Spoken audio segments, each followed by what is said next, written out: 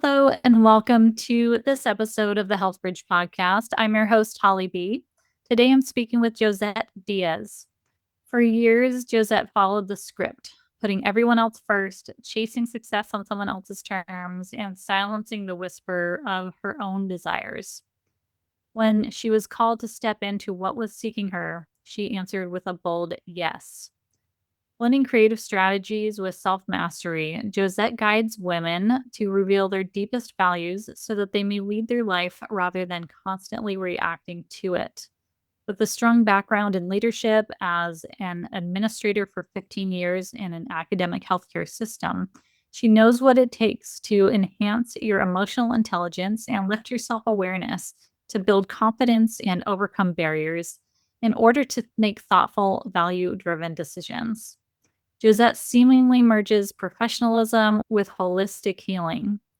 As a dynamic speaker, #1 best-selling international author, facilitator, and panelist, she has shared her message of empowerment on stages, podcasts, and live broadcasts worldwide.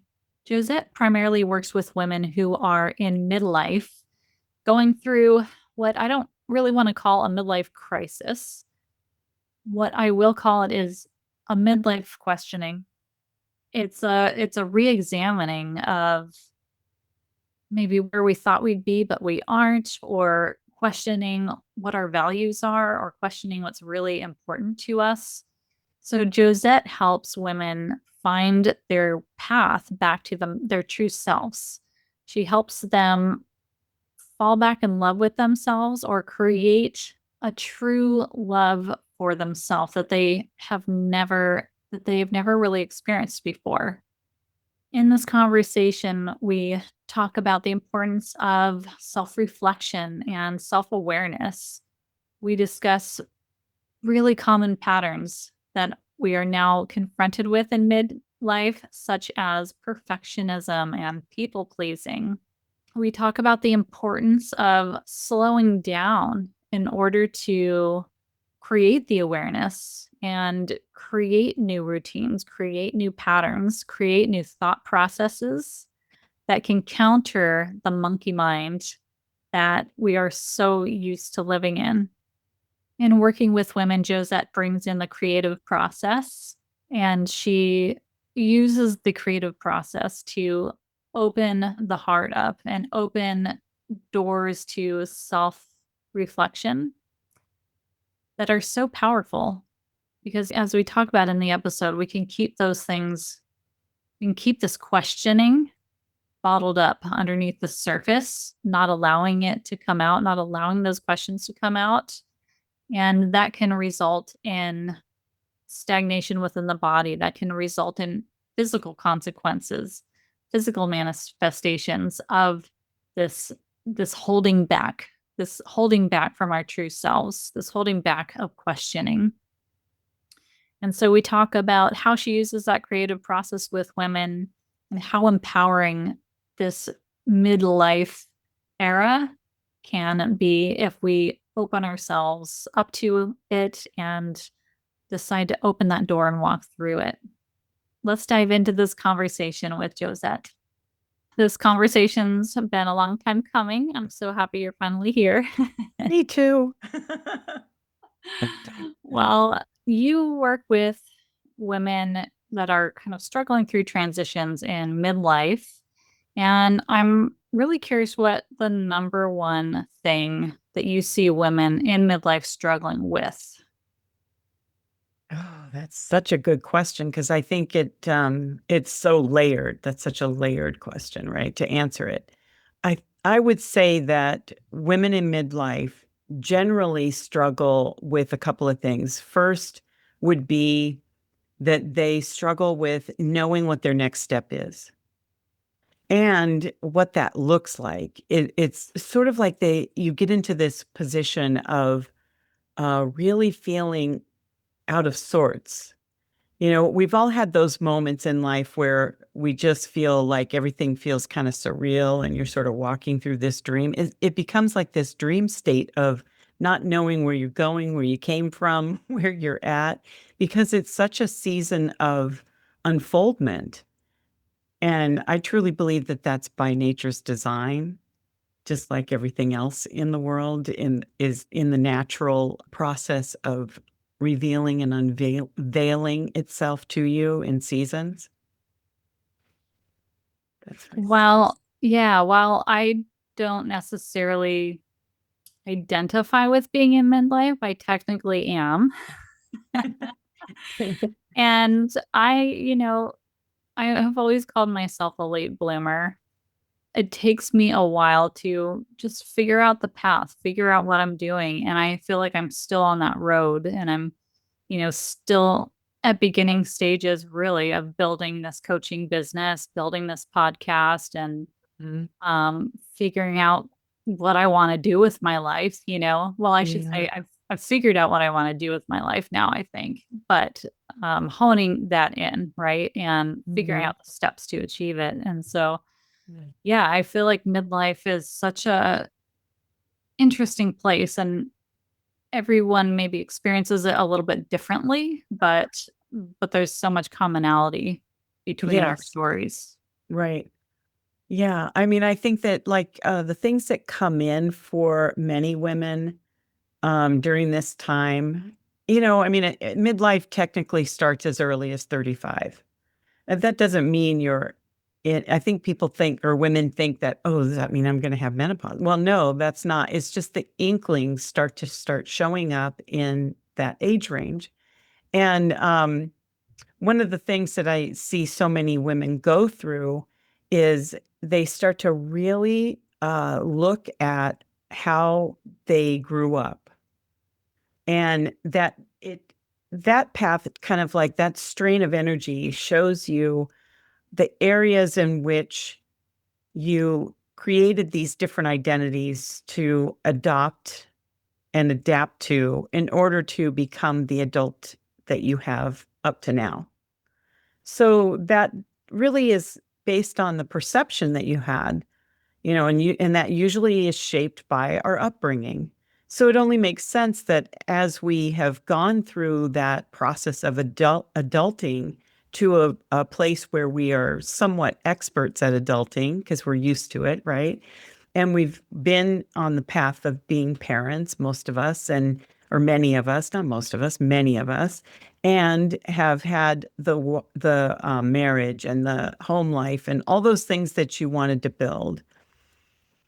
Then when you start to get to this age of really having the opportunity to think about yourself more, the kids don't need you the way they used to. You're now maybe even parenting adult children, and that looks completely different than when you parented, your kids as they were becoming adults. And now it's their turn for this process. And so you really get to start to look at how the perceptions that you were raised in shaped the identities that you chose to live under. And do they match up with what you really want? I mean, how many times have you found yourself in a place of thinking, gosh, I've been doing this for so long and I've never really enjoyed that. So why is it that I'm still doing that? And when you start to kind of uncover that a little bit, if you take a look at it and you allow yourself to be curious and open to it, the things that can be revealed to you have a lot to do with the way you were shaped. And thinking that something had to be one way versus another, and letting go of that so that you can start to develop something that feels truer to you as you start to feel more connected to the truer part of yourself that has nothing to do with necessarily the identities you've been living under for many, many years. So let's talk about those identities or those personas a little bit more because we adopt them for reasons, Mm-hmm. right? We adopt them for many different reasons for acceptance, for I don't know what else. We adopt them because we want to be accepted. We adopt them because we want to fit in. We adopt them to be safe in whatever environment we're in. And it's not until later in life that we can really start to reflect on and create self awareness around like why we adopted these personas in the first place, and are they still serving us or not? Mm-hmm. So, what does that introspection look like when you're working with women? So, as a self awareness coach and creative strategist, the thing that I love to do is to take women on journeys so that they can see how they have all the answers within them. So that it's like the storyline of when you teach someone how to fish, then you've taught them something that they can take care of themselves with. And so I love to use the creative process in order to do that. I have a beautiful community membership called the Art of Awareness, where we twice a month do creative exercises and look at different insight questions that are going to reveal something to us that's sitting underneath in the surface. And when you're in that creative space, the purpose of that is opening yourself up to possibility. It taps you directly into that rhythm within yourself where you get to have a soul conversation without all of the shoulda, woulda, couldas and the patterns that are interrupting, progress in a positive way. It allows you to really just be in that space of beingness. And so whatever starts to come out in your art, and I'm not talking about you have to be an artist. There is no requirement for any of that. And you just come as you are and you do what you want to do and how it works for you. And so stick figures are fine. And when you start drawing something that's reflective of the theme that we're under, and I'll give a great example of this because I think this is pertinent to the question that you actually asked. And when we did an exercise where you were supposed to be on one side of the bridge and you were becoming this new version, or not new version, but really relating to yourself at a level where you were not living by others' expectations. And so you're standing at your current version of yourself, looking across the bridge to see yourself in another without those expectations. And you want to get across that bridge. And what's that look like? And so one of the ladies drew a spiral staircase and a rope. And she said, I thought I could either swing across, which would be easy, but feel scary. And then, or I could take the spiral staircase, which I know what to expect with that. It'll be harder. It'll be narrow. I might not like it. And it's not going to be easy for me to do. But I think I'm going to do that. And so we had a conversation around, well, why choose the harder path that's, you've already stated feels this, feels that, blah, blah. And when you can have an option where you swing across and you take the chance. And so there is a little bit of risk taking that comes with being able to find the awareness of what's really happening underneath it all. And one of the most loving ways to do that and tease that out through your own abilities is through the creative process, because it's a whole different portal, if you will, to access your soul conversations. And so I absolutely love journeying with women in this way and guiding them through that process so that they are able to continually reveal to themselves their own unfolding. I love that you are incorporating art and incorporating the creative process and making it approachable to people, because I think a lot of people get intimidated Yes. when you just say the word art or creative if they're not used to that. But I do come from, a creative soul myself. I have lots of different creative outlets, so to me that's very appealing. And it's true, it's almost like journaling in a way. It's like it can get you to recognize at different themes or different patterns when you might not have known that they were there, but because you are putting hand to paper, Right. and letting it come out and flow in a different way instead of just keeping things bottled up inside, I think that's a really powerful way of becoming more self-aware, as we are talking about. Yes. Yes. Because that self-awareness is guiding you on the path to reveal the different patterns that you have that are the things that sabotage you, that are the ways that you keep yourself in a box or, pinned down to a certain way of doing things. And that can mean a variety of different things to you. Absolutely. So what are some of the, I guess, expectations Mm. that we hold ourselves to? What are some of the limiting beliefs that you're finding women in midlife in particular are starting to recognize and starting to shed? So many women speak of, and I think relate to this so much, is perfectionism and people pleasing are the two number ones. And that pattern can be really insidious. You can people please your way anywhere because it's so automatic. We are raised to be people pleasers. Many women are. And when you start to say, I don't want to please everybody all the time. I don't want to be feeling so obligated and tired and exhausted from always taking care of everyone else. And there's nothing left over for me. And they start to recognize the injustice of the lack of oh, what's the word? It's buzzing around my mind, but I can't grasp it yet.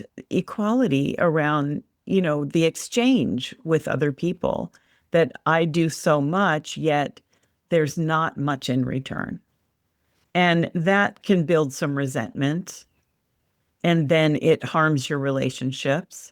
And so really taking care of yourself is really preserving your relationships and also you know, feeding yourself first.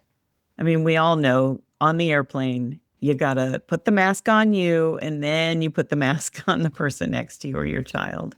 And so it's really about taking care of themselves. And they're starting to recognize that that has harmed them in ways that were bigger than they realized.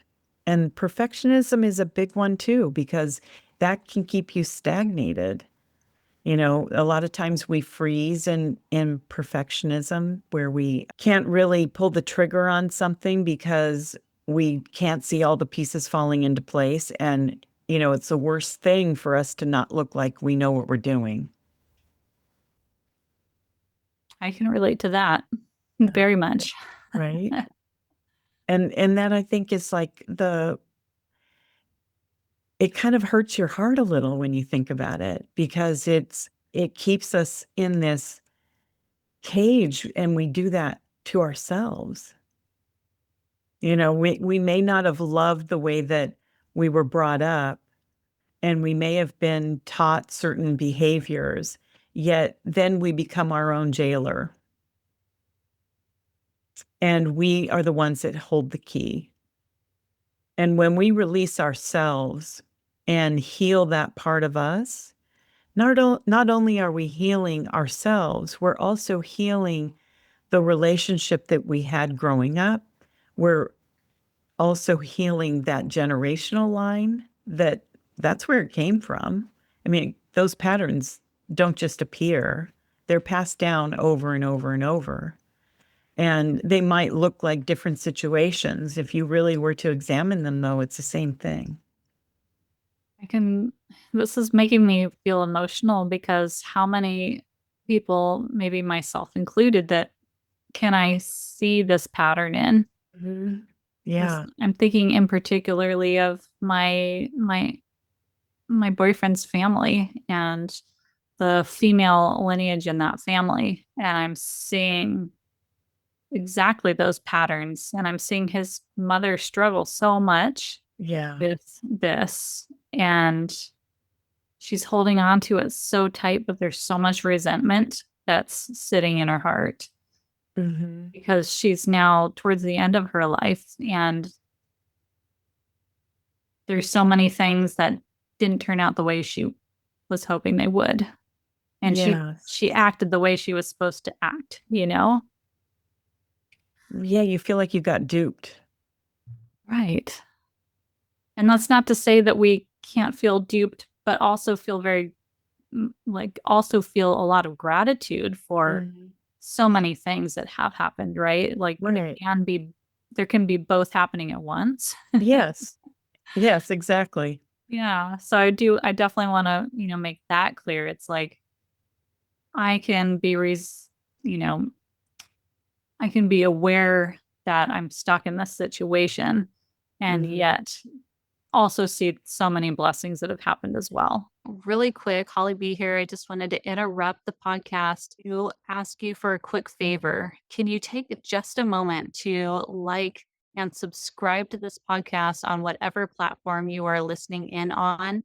It makes a world of a difference. And the reach of this podcast, it takes like literally under 10 seconds. So go do that right now. Thank you so much. I really appreciate it. And now back to the episode. Yes, it's not about being a victim. It's really only about how much you were able to allow yourself to be courageous in those moments that took care of you first. And not to make yourself feel bad about that. It's, to give yourself the grace to know that you did your best in every moment.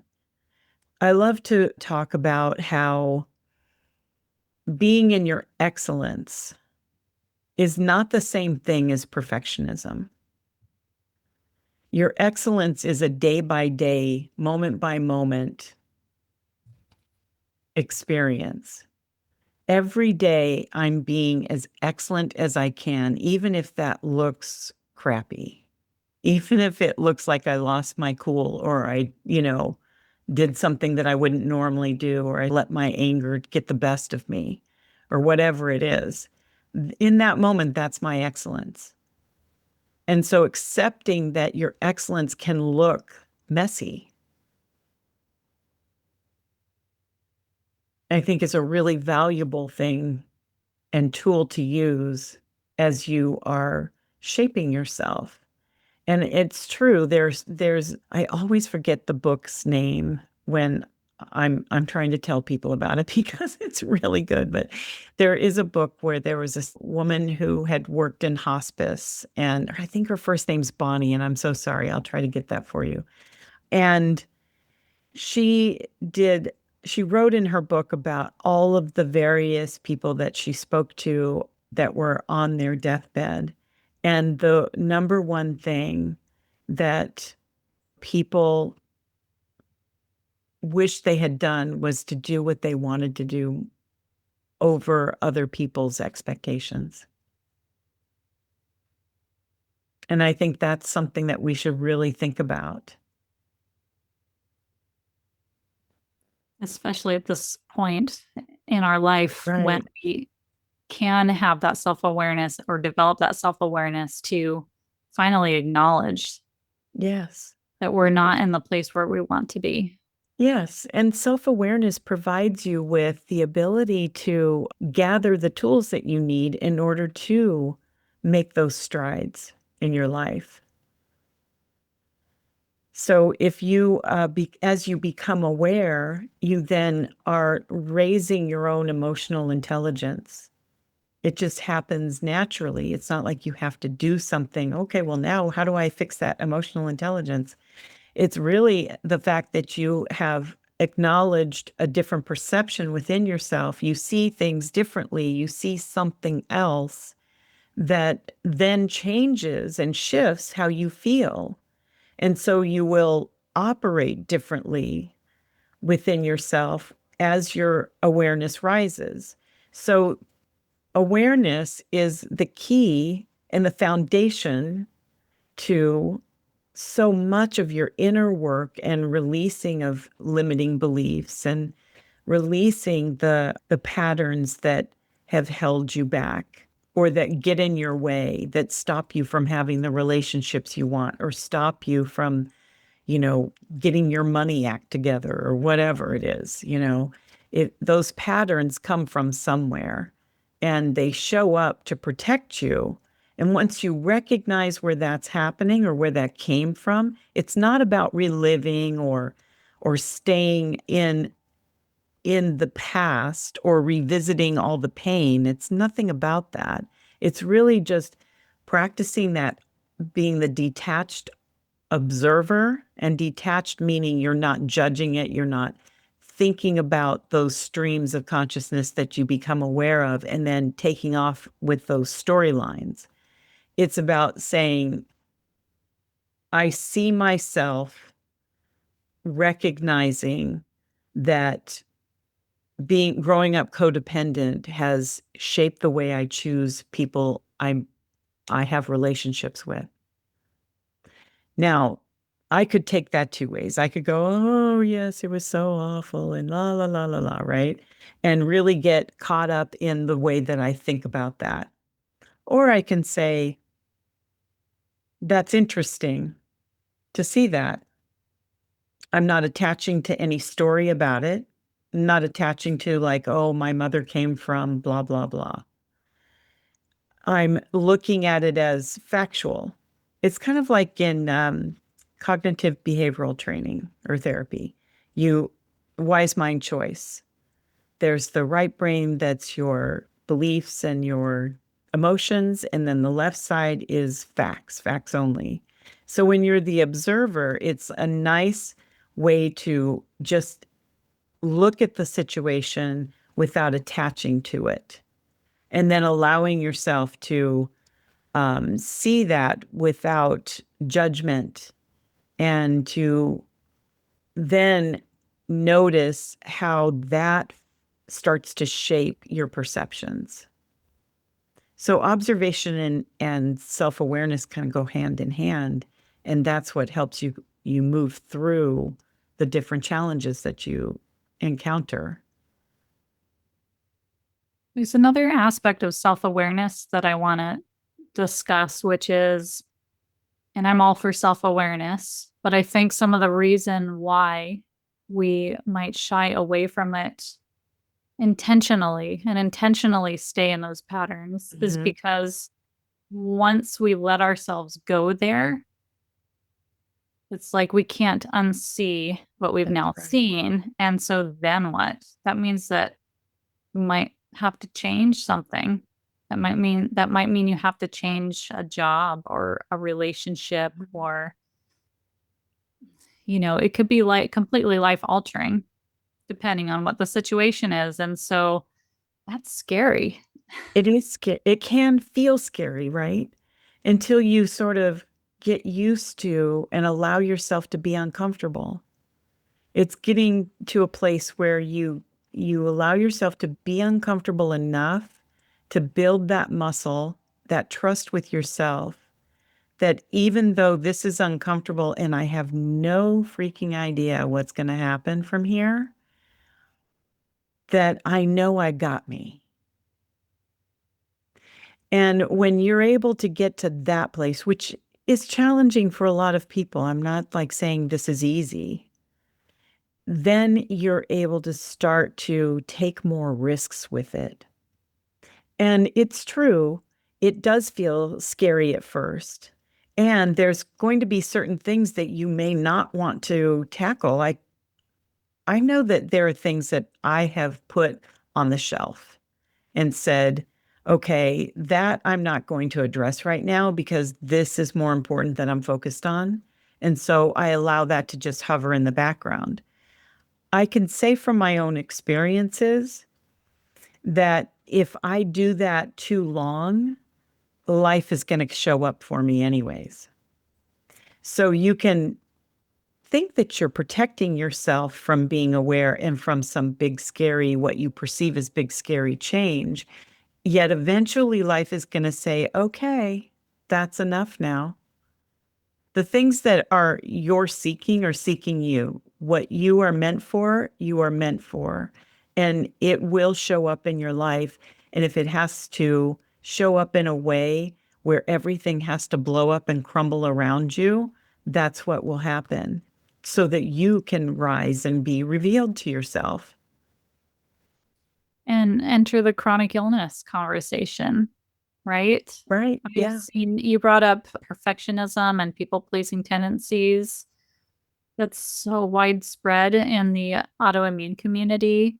It's so widespread with women with lupus. I definitely can attest to all those tendencies for myself. Yeah. And I think, I mean, if we're having a root cause conversation about something as wide ranging as autoimmune conditions, there's so many different places we could take that. But I believe that there are root energetic causes that maybe trigger what maybe you're pre-genetically disposed to, right? Mm-hmm, mm-hmm. Um, but we energetically, if we are pushing things under the rug, not expressing ourselves, always putting ourselves last, Yeah. putting everybody else first, never taking the time to care for ourselves or to speak up. That's for me. I'm getting better. I've always had a horrible time speaking up for myself and advocating for myself. That's one of my patterns, right? Mm-hmm. Uh, That energy will stagnate in the body. Yes. And eventually, life starts throwing you pebbles. Right. You get a pebble in your shoe, you shake it out, you ignore it, whatever. Then it turns into a rock, then it turns into a boulder. And, you know, quote unquote, out of the blue, you come down with an autoimmune condition. I've seen this Yeah. happen over and over. And we can't always, track the breadcrumbs back to the first energetic seed. But I do believe that has a lot to do with why autoimmune conditions can express. Mm-hmm. And I think you have tied in limiting beliefs and different things into the chakra system. And I love to kind of talk about the energetic principles with the chakras and how energy can get stuck or how we can move energy in that sense.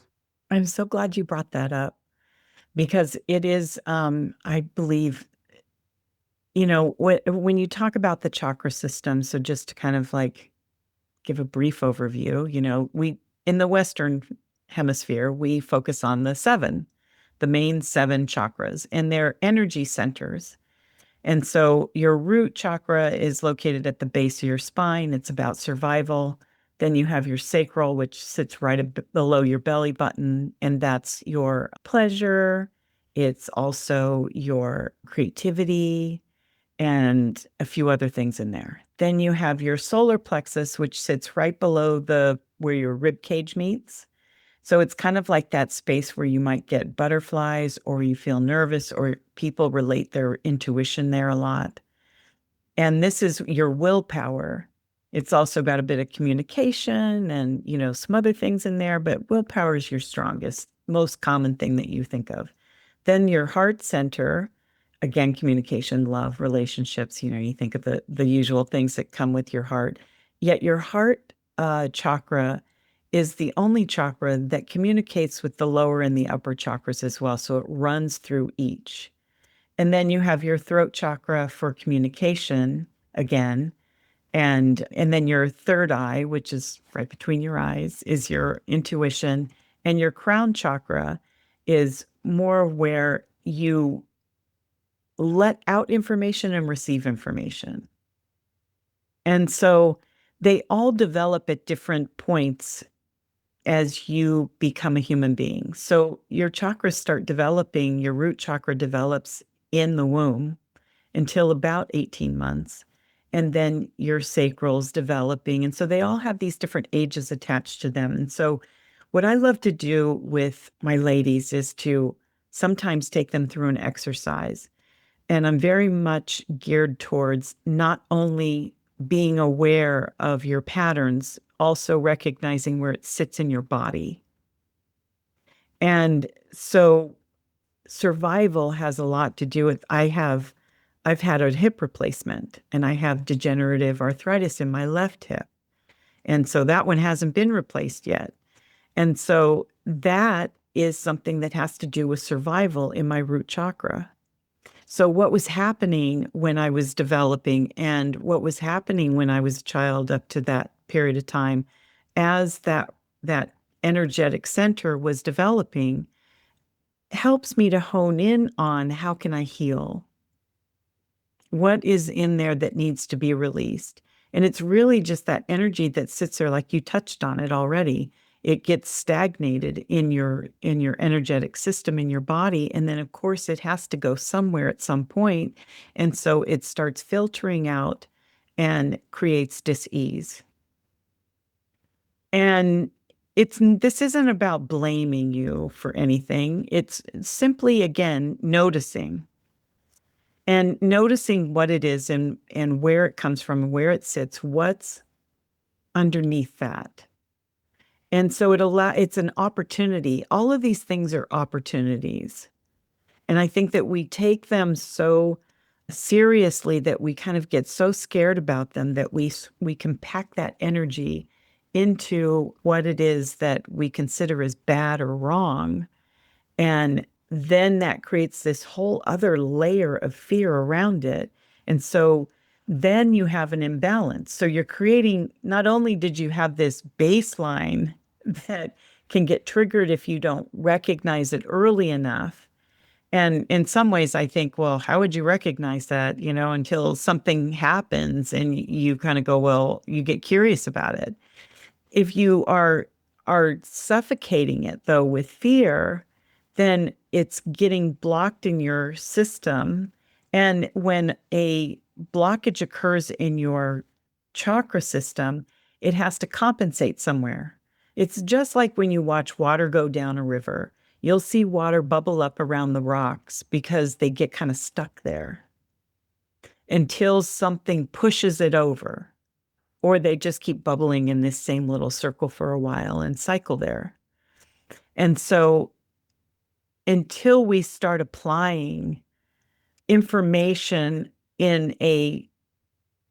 where we're providing and receiving, providing and an exchange, then we can start to get that block to what I call it whooshing. It's whooshing past those rocks that are keeping it stagnated. Then you can start to release that energy and have it start flowing.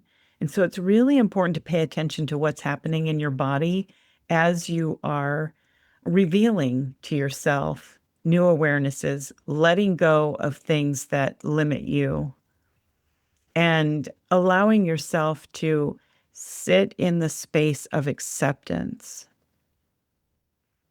Because everything that we are so afraid of, if we keep trying to keep it away from us, we are then continuing to stay in the pattern that we're wanting to go away, but we don't want to live through. We don't want to really have to pay attention to it. And it just kind of doesn't work that way. You can push it off, but it will come back. Yeah. And I think sometimes that is seen in autoimmune flare-ups, right? We can be doing really well, and then we regress a bit. And then we can do well, and then we regress a bit. Or that can be not just about autoimmune, it can be with relationship patterns or, again, work patterns, family life, any of that. It can kind of ebb and flow. Yeah, absolutely. But each time it ebbs back, that's just another tap on the shoulder to be like, okay, what else? What other layer? What haven't I acknowledged yet? Or what else is this telling me that I haven't seen yet? Yeah, what's the next thing? Yes. Yeah, I love that. I think you're so right. And I relate that to, it's the same thing when you are revealing to yourself, like you were talking about how you get a flare up and it ebbs and flows. It's the same thing when you become aware of something. Hey, I just wanted to jump in here and interrupt the program for just a hot minute. You know that I'm so passionate about this podcast, but what I'm also really passionate about is helping women with lupus minimize their symptoms, boost their energy so that they can indulge in life again. So if you are a woman who is struggling with lupus, who is sick and tired of being sick and tired, who's struggling to manage your flares, if you're finding that your lupus symptoms are just really getting in the way of you being able to live your life the way you want to, I feel you. I've been there myself and I felt the same way. And what I've found is that there are a certain set of health fundamentals that once applied, will support you in your foundational health. They will support you in building and maintaining that energy, minimizing flares, and allowing you to, again, indulge in life and follow your passions. So, if that is something that you are interested in creating for yourself, let's jump on a call together. I will walk you through the process that I use with my clients to get them from sick and tired to strong foundation of health by implementing my Health Bridge protocol. If this is something you're interested in chatting more about, I would love to talk to you. Apply for a free clarity call with me, and I look forward to getting to know you soon. And now back to the episode. get the awareness and you're like, you expand, you're like so, elated that you recognize this thing. And then it starts to settle in. And then the insidiousness comes and the patterns show. So you're in this hum, and then it kind of contracts a little bit. And then once you kind of go, oh, I'm in this place. Now I need to let that go. And the minute that you can let that go, it goes back out again. Mm-hmm. So it is kind of that is, I think, just the natural path of recognizing things and that ebb and flow and being within the rhythm of it. Right? Everything has an ebb and flow in nature. Mm-hmm. There's yin and yang, there's night and day. Everything is cyclical. Yeah. Nothing's black and white. And so it's what life is about, is going through these cycles, going through these ebbs and flows. And, I just want to reiterate that if you're going through something like this is the human experience. You know, there's nothing wrong with you. Right. And in fact, all of this whole conversation and how it ties in with different things that I've been coming back to over and over in my life, and with an energy worker that I see regularly, and other people who have been following as well. It all comes back to feeling loved and being able to cultivate that Mm-hmm. internally, as opposed to looking to external sources of love and external validation. So to me, I might say that that's a connection with God. Somebody else might explain it differently, but having that understanding that God or the universe or source has this just innate love for you that's not going to shift, even if you had a bad day, or even if you did that bad thing, even if you messed up like worse than you can possibly voice out loud. Yeah. You are still loved. And I think that's what you're also getting at, is Mm-hmm. it's all about cultivating this unconditional love for ourselves, Yes. even when. Exactly. Exactly. That there's not a requirement for you to be anything other than who you are every minute. And when we can love ourselves on that level, we might have a little bit of like that recording that shows up, and you can let yourself feel a little cruddy about it. and give yourself the moment. Just don't stay there. There's nothing wrong with you. And everything that you do is about a lesson. And who's to say, who's the judge, who gets to be the judge of what is good and bad? It's really you. And maybe things don't always go right. And when they don't go right, say, great, this is good, because that means I get to learn something. That you can turn that around and see that differently so that you can use it to help yourself and to love yourself even more. And that's about also becoming, like you were referring to earlier, becoming Mm-hmm. the observer of those thought spirals, the Yeah. observer of those limiting beliefs, the observer when you say, "What's wrong with me?" or when you say, "How can I possibly be so stupid?" or whatever it is. I used to Yeah. say those things to myself all the time, but I Yeah. believed it and I felt it. Now, if those thoughts come up, I can observe it without getting stuck in the emotion of it, because it's that Mhm. emotion of it that gets lodged in your nervous system and your nervous system latches on. Yeah. It says, oh, goody. Here's something else I can use to help you, quote unquote. Right.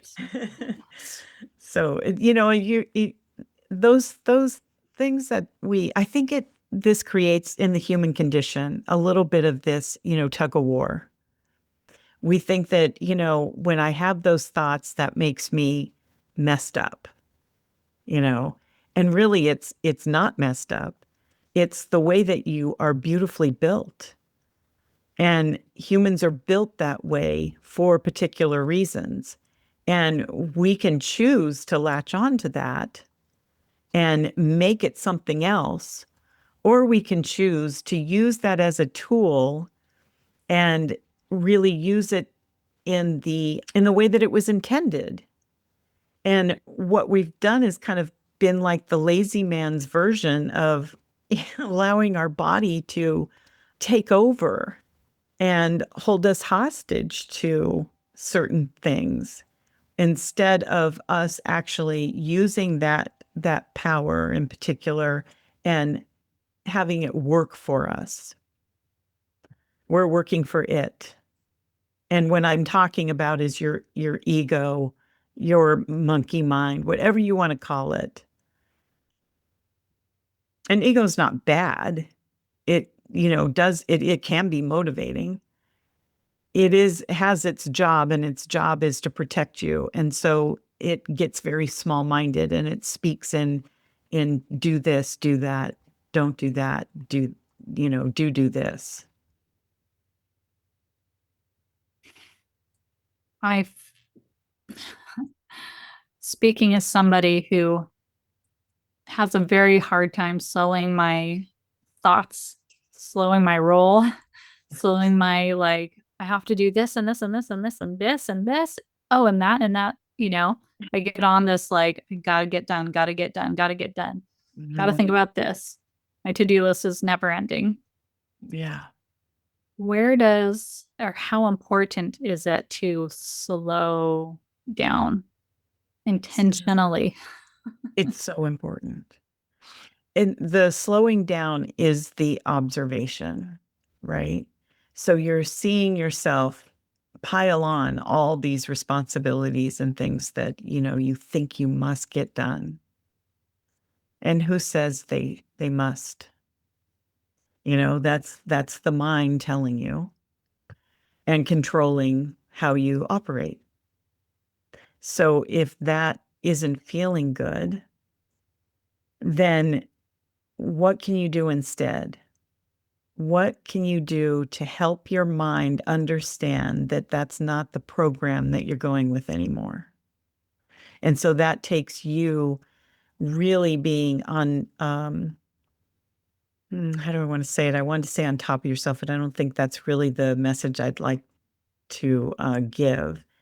It's really about being diligent and discerning with what you're thinking and how you're functioning And so that's the internal slowdown. Slowing down doesn't mean that you don't get things done. It means that you're actually discerning. And the best way to do that is to really look at what you value. And having a guide with your top three. We know someone in common that lives by this as well. And I love that because when you know what you value the most in life, what your top three values are, or you can have four, and I've known people to have five, yet you do you. I like three because three's easy for me to remember. I can't remember four or five. So if I do three things that I value the most, and I make decisions and make my list based on those values, then I'm going to be filling my list with things I love, things that light me up, that really feel the most aligned with who I am, because it's what I love the most. Does it feel like there is equality in it? That's one of my values. Is it playful? That's another one of my values. Does it have community in it? And if those three things hit, then great. I like to hang out with people that feel that way, that enjoy operating in that same type of arena, not necessarily the same values, yet they have a certain level of sense about them that, equality is important. And so when you start guiding your life in that way, it can help you slow down and really get discerning. And there's no real thinking about, well, I don't know what to do about this. Well, sure you do. You have these values that you live by. I'd like to give an example, if you don't mind. Mhm. I had a great client that I worked with, and one of her big values was calmness. And so her daughter, who's, a full-blown adult raising teenage kids, you go to the house and, you know, you probably remember what it was like when you were a teenager and how life is pretty chaotic. Like anybody raising a family knows the chaos that comes with family. And so she would be at her daughter's in the kitchen and all this stuff is going on. Well, that is totally triggering to her nervous system. I'm not calm and So we were talking about, well, what do you do when that happens? She jumps in to try to help and control to get calm. So she's wanting to participate, not out of helpfulness, out of really needing to calm her own nervous system so that she can start living in the value that she loves the most, which is being calm. So that is letting life lead you. It's not you leading life. And so when she was able to make that switch around, oh, okay, there's chaos ensuing. Great. I'm going to be back here. I'm hanging out in my calmness, and everyone needs to do what they need to do. Her presence of calm starts to settle the energy down because she's holding the space for herself in her own value. The power that has is more powerful than her jumping in and wanting to help so that she then can get calm and then everybody will be settled. It's really her standing in her own power of calmness that creates the shift in the energy in the room. And so she now can make decisions. Does this provide calmness in me? No. Then I don't think I want to. That's a great example. That's a great example. And it goes back to becoming that observer and becoming self aware of her motives and how she acted. But it was more that she found she was reacting to the situation at hand rather than observing and responding Mm-hmm. in a way that's going to be best for her and everybody else around her. Yes. And how many times do we do that? It's automatic to us. She had no idea that she was buying into this way of being that kept her from herself, when all she had to do was just really do nothing and just be herself. Mm-hmm. So we started out the conversation. I asked you what the number one struggle was in midlife, and I'd like to close by asking you what is the biggest gift of Mm. midlife? Mm. I really believe that the biggest gift is that when you open yourself up to who you are, truly at your essence in your heart, you find the most freedom, the deepest happiness that you've ever experienced, and a real sense of belonging to yourself. And that's worth the risk of taking the dive into finding out what your patterns are and making shifts and changes, because you're going to find you there. Josette, where can everybody find you? Mm. Well, my website is guidancetowellness.com. You can find me on most social media platforms. I'm on Instagram a lot. I'm on Substack now, YouTube, and LinkedIn, and Facebook. And if you look for my name, you'll find me. And you also have two types of conversations that you do. I don't know if I'm calling them podcast or Yeah, live. they are. Yeah. Live podcasts. Yes, on Tuesdays, I do Evolving with Soul, which is more of a conversation around creativity and lots of other things. And that's on live on LinkedIn and YouTube on Tuesday mornings at 7:30. Yikes, I know. And that's Pacific time. And then I have a Soulful Pause, which is more of an interview style podcast that I love to interview women who are shifting the world paradigm. And so those are the conversations that we have on that. And it's again Thursdays, 7:30 a.m. live on Instagram and YouTube. Love that. Thank you so much, Josette. This has been such a great conversation. Yeah, thank you, Holly. Thanks for having me. So, as we wrap up this podcast, I have an assignment for you. I want you to write down your top 3 values.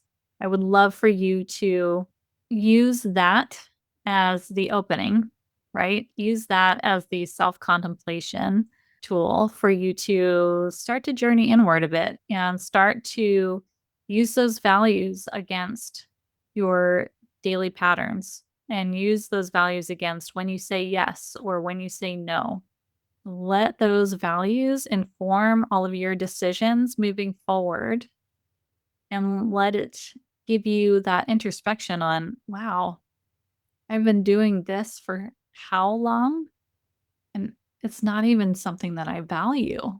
It's not bringing me closer to my values. I think the first part of life is learning how to get by, learning how to stay safe.